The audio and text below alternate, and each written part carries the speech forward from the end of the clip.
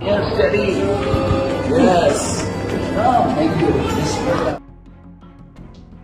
বুবলিকে নিজ মাতৃভূমিতে ফিরিয়ে আনতেই যুক্তরাষ্ট্রে উড়াল দিয়েছেন সুপারস্টার শাকিব খান। বুবলির দেশ ত্যাগের মুহূর্তে শাকিবের সঙ্গ না মিললেও দেশে ফেরার এই বিশেষ মুহূর্তে শাকিব এখন বুবলির অঘোষিত সঙ্গী। স্ত্রী ও সন্তানকে নিয়ে দেশে ফেরার এই গুঞ্জন এখন গোটা সোশ্যাল মিডিয়ায় আলোচনার কেন্দ্রে। কিং খান কি তবে সত্যি বুবলিকে সুরক্ষিতভাবে দেশে ফিরিয়ে নিতেই পাড়ি জমালেন সুদূর যুক্তরাষ্ট্রে, নাকি এর পাশাপাশি আরও কোনো উদ্দেশ্য রয়েছে? এই রহস্যময় সফরের সূত্রপাত মূলত কোরিওগ্রাফার গৌতম সাহার একটি মন্তব্য থেকে।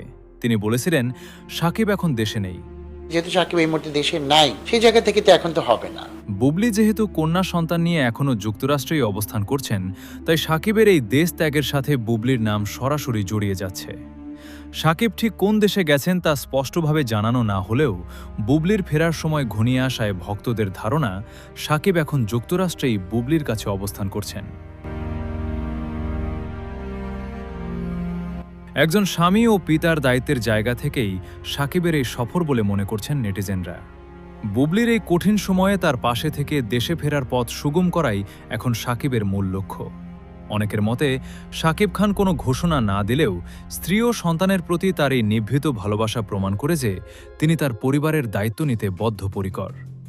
ভক্ত ও শুভাকাঙ্ক্ষীদের এখন অপেক্ষার পালা একটাই, যে বুবলিকে সঙ্গে নিয়ে কখন দেশে ফিরবেন শাকিব খান।